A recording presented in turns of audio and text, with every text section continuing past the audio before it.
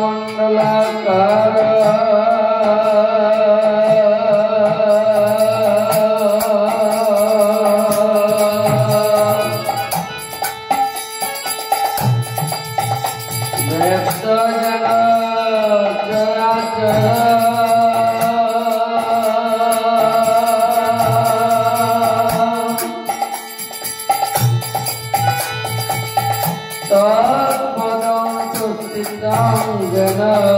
तस्मै श्री नमः।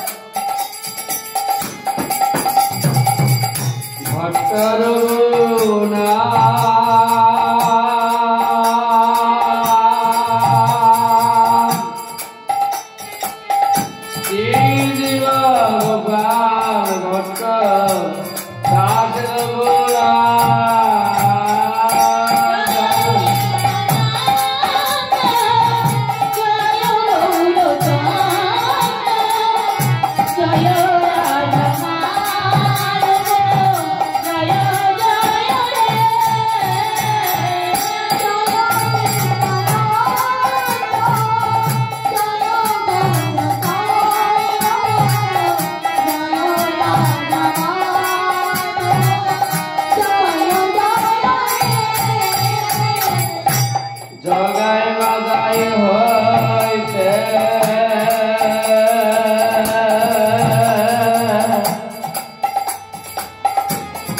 মই পাপিষ্ঠ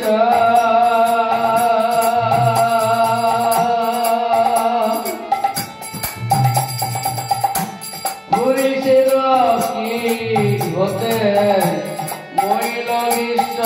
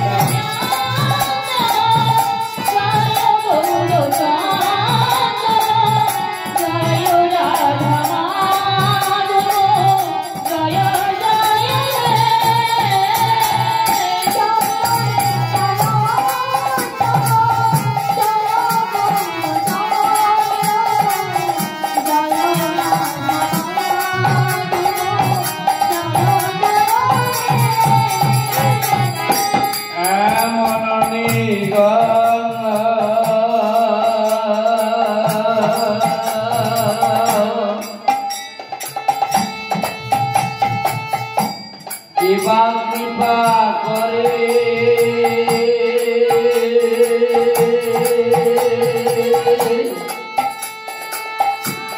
একমাত্র নিত্যানন্দ জগৎ বিকারী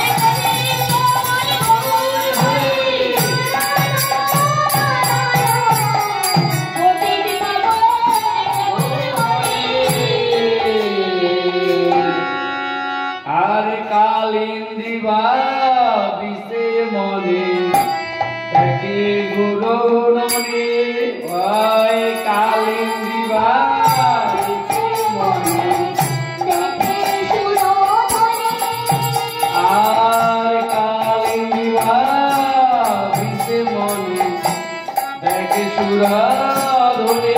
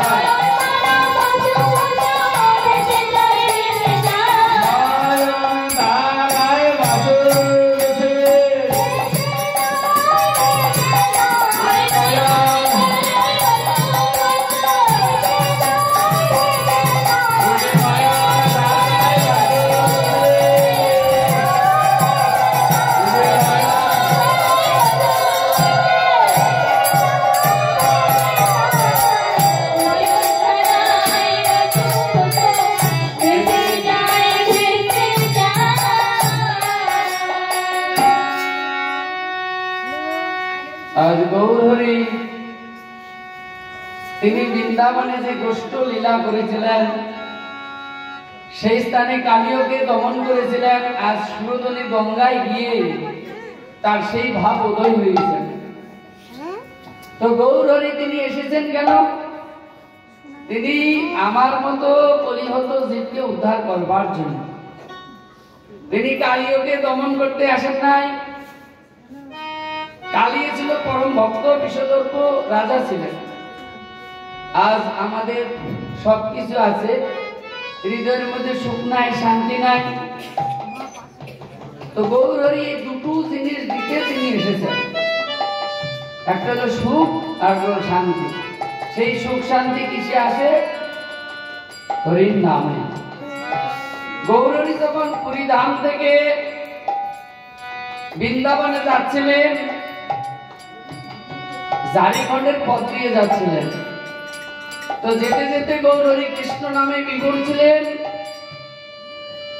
একটা বাঘের গায়ে গৌরহরির চরণ স্পর্শ হলো। গৌরহরি তখনই ভাবলেন যে মনে হয় আমার পায়ের নিচে কিছু আছে। দেখে বাঘ, তাকিয়ে দেখলেন গৌরহরি বাঘ।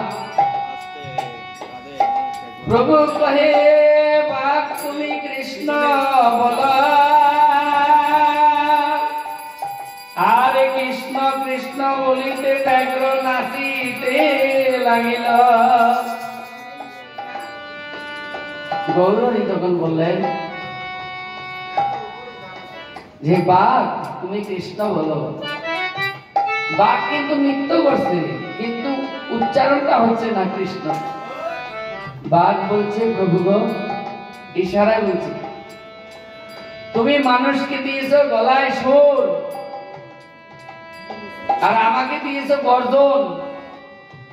তুমি মানুষকে জিহ্বা দিয়েছো এই হরির নাম করবার জন্য, আর আমাকে জিহ্বা দিয়েছো রক্ত মাংস আস্বাদন করার জন্য।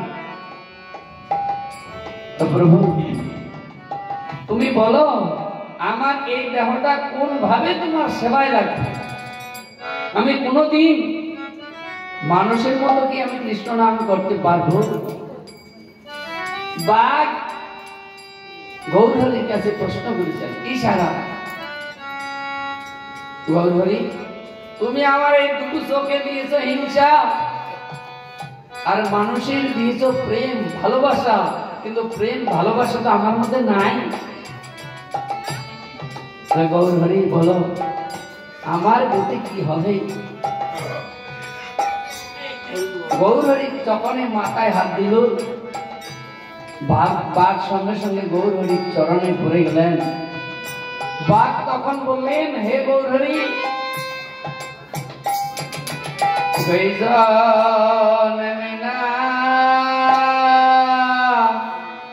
জন্মে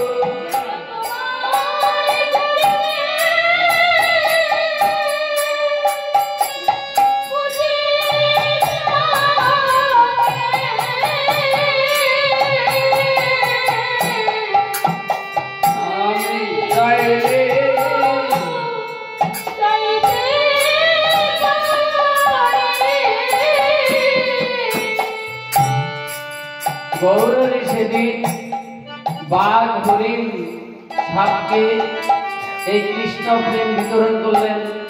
আজও সেই বাঘ হরিণের চিহ্ন আছে জারিগণ্ডে, সেই বাঘ হরিণের মহাপ্রভুর চরণ চিহ্ন আছে।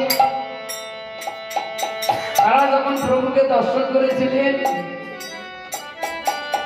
তাদের প্রেমে, কৃষ্ণ প্রেমে বিগলিত হয়ে সেদিন পাথরের উপরে এখনো মহাপ্রভুর চরণ চিহ্ন, বাঘ হরিণের চরণ চিহ্ন আছে। মহাপ্রভু যখন চলে গেলেন, সেই বনের মধ্যে সাপ তারা মহাপ্রভুর চরণ জড়িয়ে ধরেছিলেন, প্রভু তুমি যেও না, তোমাকে দর্শন করে জন্ম জন্মান্তরের কথা মনে পড়ে গেল। আমরা 84 লক্ষ জনী ভ্রমণ করে আর এই জন্ম মৃত্যুর পাকে আমরা ঘুরছি প্রভু গো, তাই তোমার চরণে প্রার্থনা, ও নিজ কর্ম ফলে এই সংসারের পাকে ঘুরেছি অবিরাম, নিজ কর্ম ফলে এই সংসারের পাকে হে প্রভু নিজ কর্ম ফলে এই সংসারের পাকে ঘুরেছি অবিরাম।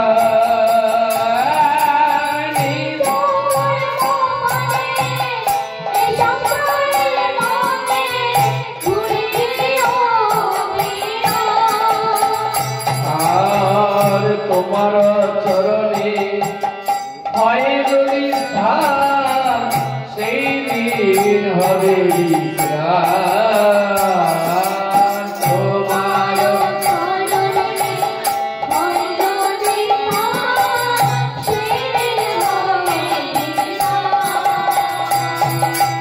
চরণ ছাড়া করুণা গো,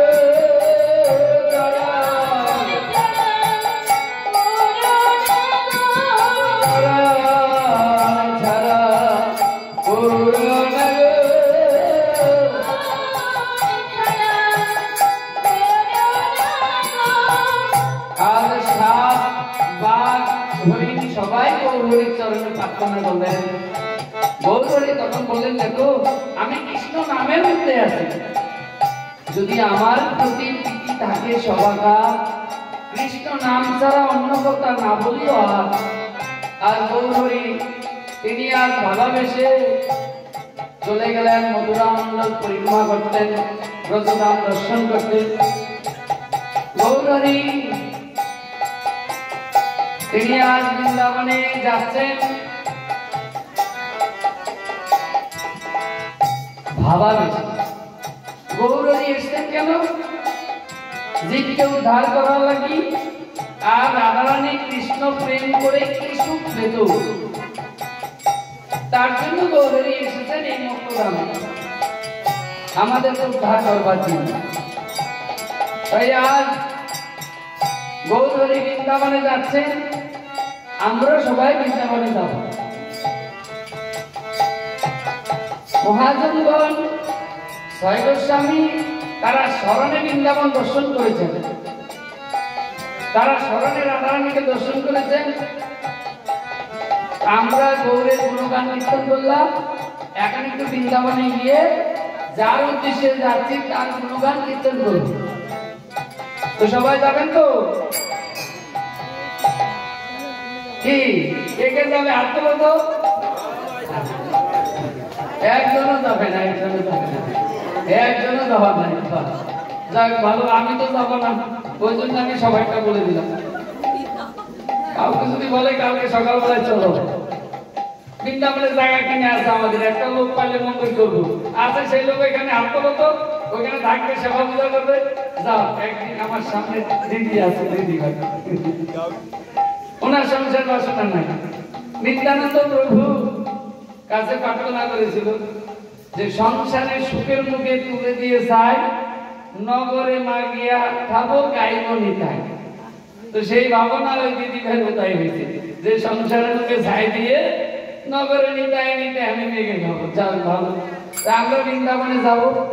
আজকে বিষয়বস্তু হলো কালীয় দমন।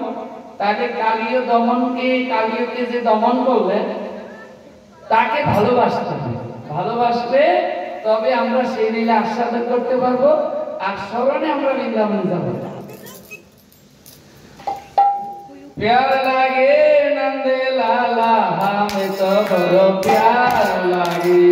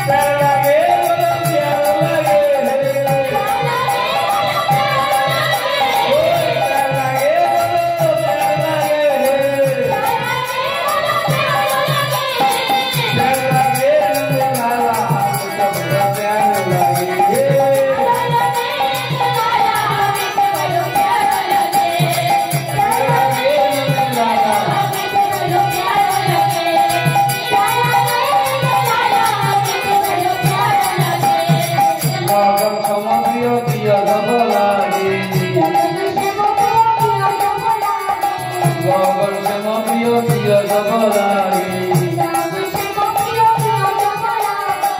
লগন শ্যাম প্রিয় প্রিয় জব লাগে ওই লগন শ্যাম প্রিয় প্রিয় জব লাগে বিদ্যা সব গন ঝালা আমি সব প্যার লাগে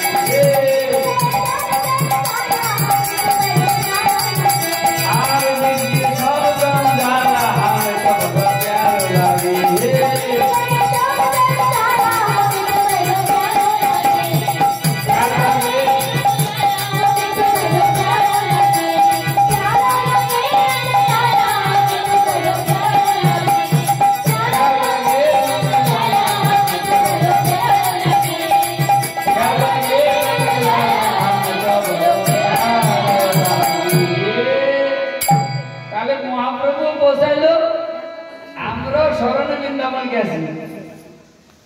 महाप्रभु मथुरा मंडले दर्शन करते गेलेन मथुरा मंडल मानी 84 कोष परिक्रमा महाप्रभु प्रथमे भूतेश्वर महादेव के प्रणाम करले साथे कृष्णदास ছিল कृष्णदास বলেন প্রভু বৃন্দাবন আমি ভালো চিনি তুমি আমার সাথে যাবা ও আচ্ছা ভালো সাথী হই চলো বন্ধু প্রভু গো আমি অনেকবার বৃন্দাবন দর্শন করছি আচ্ছা আচ্ছা যাও তাহলে তুমি তো আমার সাথী হলে কারণ কৃষ্ণ যে তোমার কৃষ্ণ দিতে পারো তোমারও শক্তি আছে আমি তো কাঙ্গাল কৃষ্ণ কৃষ্ণ বলি ধাই তব পাশে পাশে এই বৈষ্ণব ঠাকুর দয়ার সাগর এই দাসে করুণা করি দিয়ে পদ ছায়া শুধুই আমারে তোমার চরণ ধরি তাই বৈষ্ণবের সাথে এই ধাম দর্শন করতে তাহলে ধামের মাহাত্ম হৃদয়ঙ্গম করা যায় মাত্র বললেন আমার ভাইকে বলো বাবা তুমি সব চিনো আমি তো প্রথমবার এলাম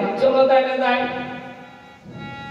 প্রথমে অক্রুর ঘাট এসে সেখানে অক্রুর জি যে গোবিন্দকে দর্শন করেছিলেন অক্রুর মনে মনে ভেবেছেন আজ আমি কৃষ্ণকে নিয়ে মথুরায় যাচ্ছি যদি কিছু হয় ইতিহাসের পাতায় থেকে যাবে যে আমার জন্য এই কৃষ্ণের রাজমৃত্যু হলো অন্তর্যামী ভগবান জানলেন যে এই অক্রুরকে তো কিছু একটু শিক্ষা দিতে হবে অক্রুর ঘাটে গিয়ে মহাপ্রভু বিশ্রাম করছেন মহাপ্রভু বলেন অক্রুর যদি তোমার কিছু করার থাকে করো তো অক্রুর গিয়ে ওই ঘাটে স্নান করতে নামলেন এবার যখন ডুব দিয়েছে তখন ওইখানে দেখে কৃষ্ণ উপরে উঠে দেখে রথে কৃষ্ণ আবার ডুব দিয়েছে সেখানে দেখে কৃষ্ণ বলে আমি তো অপরাধ করে ফেলেছি তিনি তো পরমেশ্বর ভগবান আর তার আমি ভাবলাম কি যদি মৃত্যু হয় তারপরে মহাপ্রভু তিনি কি করলেন অক্রুরকে বললেন অক্রুর তুমি কি চিন্তা করছো বলে প্রভু আমি তো অপরাধ করেছি আমাকে ক্ষমা কর বলে না না তুমি তো আমার কাকা তাই আজ সেই স্থান দর্শন করে কৃষ্ণদাস বললেন এবার কোথায় যাব বলে চলো এবার বৃন্দাবনে প্রবেশ করে প্রথমে কালী দহে আসছে যেখানে কালী ওকে দমন করেছে বলে শোনো প্রভু এইখানে ভালো করে দেখো এই যে গাছটা দেখছো না এই গাছে উঠে কৃষ্ণ কালীকে দমন করেছিল প্রভু মহাপ্রভু বলে তাই নাকি বলে হ্যাঁ আচ্ছা আচ্ছা তারপর বলে সেই গাছ এখনো আছে কৃষ্ণ জন্ম হয়েছিল মনে হয় 500 বছর আগে ওই গাছ এখনো আছে বলে হ্যাঁ প্রভু সত্যযুগ থেকে আছে সত্যযুগের গাছ এখনো আছে বলে হ্যাঁ আছে বলে সত্যযুগের গাছ এখনো আছে কিভাবে আছে কি করে থাকে এ তো আমার মাথায় আসে না বলে শোনো প্রভু আমি বলছি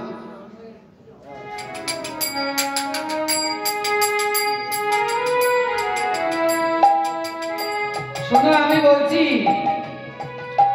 যখন পত্রু আর বিনতা দুইজন তো বোন ছিল তো দুইজনের মধ্যে ঝগড়া হয়েছে একজন বলছে ইন্দ্রের ঘোড়ার লেজ হলো সাদা বিনতা বলছে পত্রু বলছে না কালো তো দুই বোনে সবসময় ঝগড়া করতেন তাকে বলছে শোন যদি কালো হয় তাহলে কি হবে বিনতা বলছে যদি কালের কালো হয় সারা জীবন আমি তোর দাসত্ব করব। এইবার কদ্রুর জানলো সত্যি গোড়াল লেজটা হয়েছে কালো। তখন কদ্রুরের যে ছেলে ছিল প্রত্যেককে ডাকছে, কালো কালো সাপ বাবা এদিকে আয়, আমার বাসা। কি হয়েছে মা?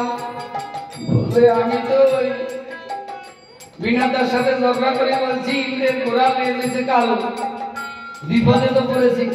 তোরা গিয়ে সকালবেলা গোড়াল লেজটা না এমন ভাবে রাখবি সবাই আড়াল করে, আমরা দূর থেকে দর্শন করবো কালো। সকালবেলায় দু বোনে গিয়েছে, গিয়ে দিয়েছে সত্যি গোড়াল লেজ গেল। বলে এবার কি হবে? বলে আমি তো দাসত্ব করবো, হেরে তো গেলাম। বিনতা একটু সরল পক্ষই দিচ্ছিল আর কঠোর ঝগড়াঝাটি করতে। তো আমি কি করবো বল? বলো ওই বিছানা ছেড়ে দিবি, হাত পা টিপে দিবি, জল গরম করে দিবি, জামা কাপড় কেচে দিবি। বলে তাই করবো। এবার এই করে যাচ্ছে। পরবর্তীকালে বিনতা নারায়ণের স্মরণ করেছিল। এই নারায়ণের কৃপা, এই তো অনেক বড় কাহিনী, শেষ হবে না। এই নারায়ণের কৃপা তখন তার দুই সন্তানকে পেয়েছে। তো গরুর পাখি তিনি স্বর্গে গিয়ে ইন্দ্রের সাথে যুদ্ধ করে অমৃত এনেছেন। সেই অমৃত যখন এনেছেন ইন্দ্র তখন বলছে, ভাই তুমি অমৃত নিয়ে যাচ্ছ কার জন্য? সাপেদের জন্য। তো কতর বলেছিল? বিনতা বলছে কতরকে দিদি আমি কবে এই দাসী বৃত্তি থেকে মুক্তি পাবো? তখন বলছে যেদিন তোর ছেলে অমৃত এনে দিবে, আমার ছেলেরা খেয়ে অমর হবে, সেদিন দাসী বৃত্তি থেকে তুই মুক্তি পাবো। সেই গরুর সেই কথা শুনে ওই সব স্বর্গের থেকে অমৃত যখন আনতে গিয়েছেন, ইন্দ্র দিতে চায় নাই, গিয়ে বলে এই দাদা কোথায় আছিস? কেন? বলে অমৃত দাও। বলে তুমি আমার কে রে? তোমার যদি আমি অমৃত দেই আবার তুমি একটা পাখি, আজকে পাখি যাবে, কালকে গিরগিটি চাইবে, পরশুদিন বাঘ যাবে, তারপর দিন হরিণ যাবে, সবার আমি অমৃত দিয়ে বেড়াবো। অমৃত কি পাখির জন্য? বলে আমার জন্য নয়, ওই সাপেদের জন্য। বলে এখান থেকে যাও। তখন যুদ্ধ হলো। যুদ্ধে দেখছে খুব খারাপ অবস্থা। তখন ইন্দ্র বলছে শোন আমি অমৃত দেবো, কিন্তু সেই অমৃত যদি সাপেরা দেশ তাহলে সাপ তো আর রাখবে না। অমৃত তুই না নিয়ে রাখবি। অমৃত নিয়ে যাচ্ছিস কেন?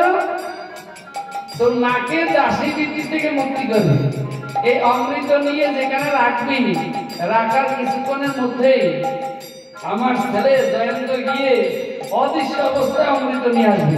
বলে তাহলে তো মা দাসী বৃত্তি থেকে মুক্ত হবে না? তাহলে হবে।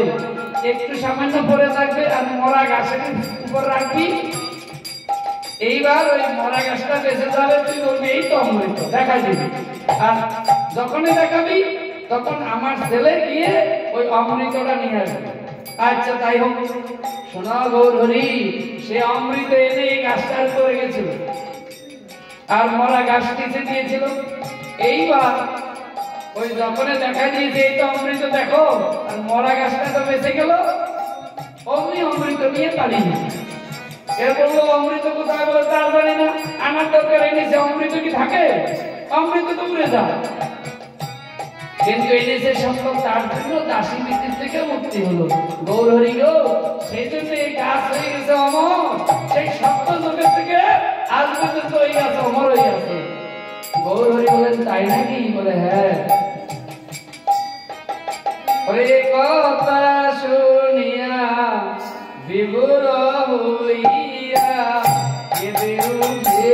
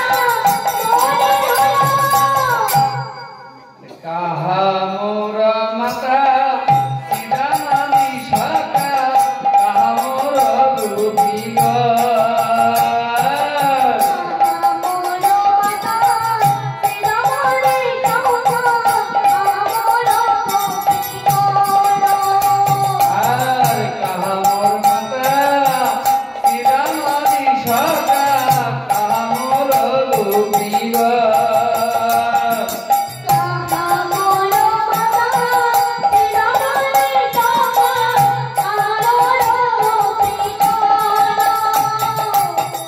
ইহা বলি কাঁদে তীর নাই বাদে মাধবয়া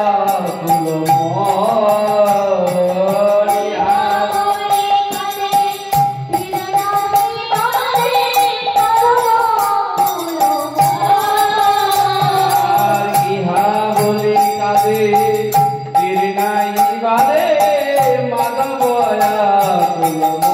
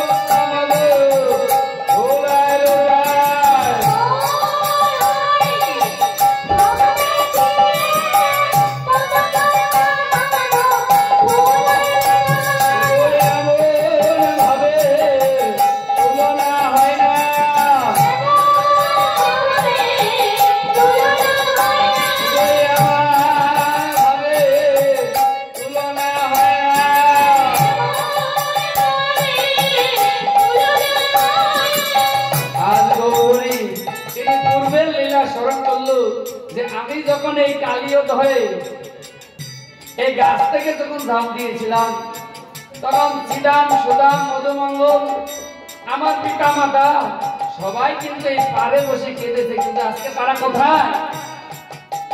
তাই বললেন কাহা মোর মাতা শ্রীরামানি সকা কাহা মোর গোপীবা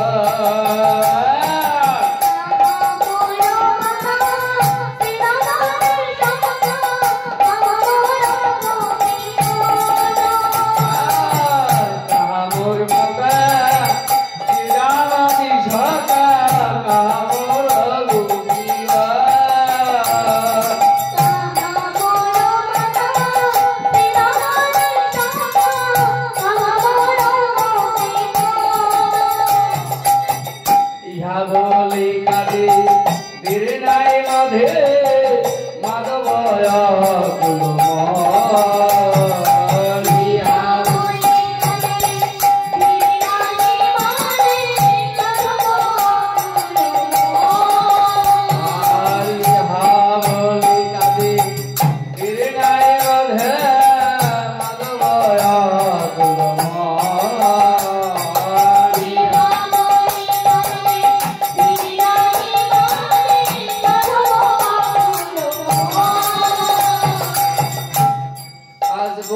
তিনি ভাবে বিভোর হয়েছিলেন। এই লীলাকীর্তন আস্বাদন করতে গেলে গৌরের চরণে আগে বন্দনা করতে হবে। এই গৌর যদি কৃপা না করে দেখবেন পঞ্চতত্ত্বের মধ্যে আমরা আস্বাদন করি কি যে নিতাইয়ের কৃপা হলে তবে গৌরের কৃপা হবে, আর গৌরের কৃপা হলে তবে ব্রজে যাবে। তাই আজ আমরা ব্রজে এসেছি, আজ আমরা কালীয় লীলা আমরা আস্বাদন করব।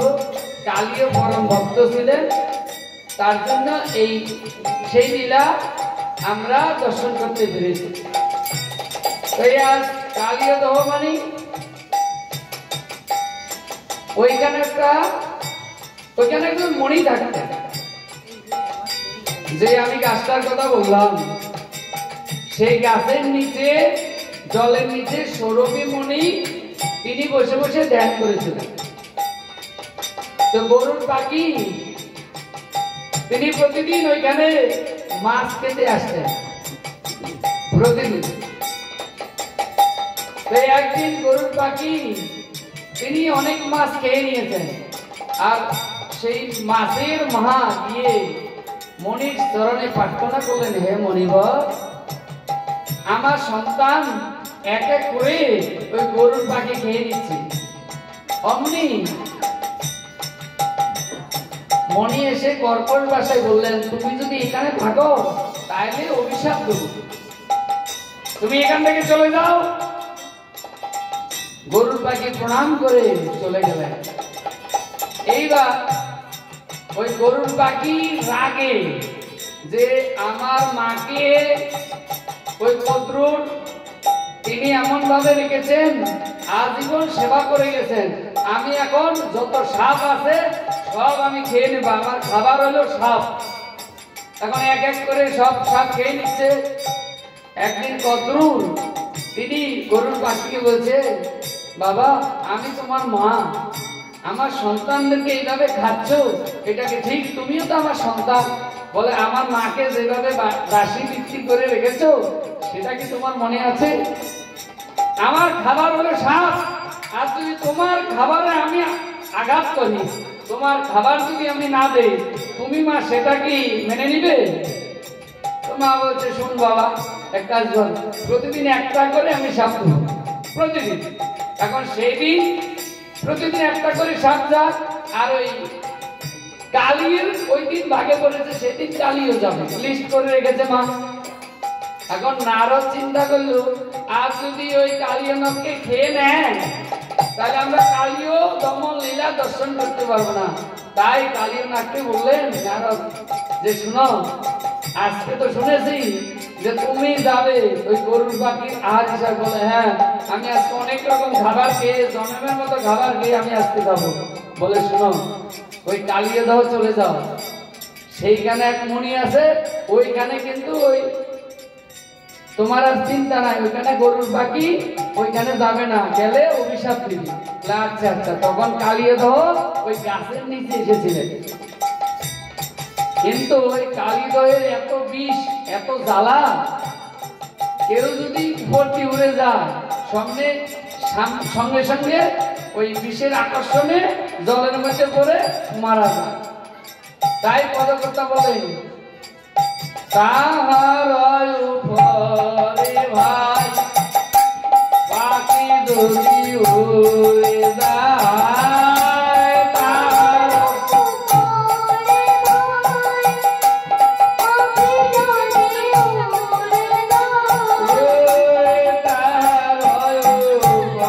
ভাই পাখি যদি উড়ে যায়,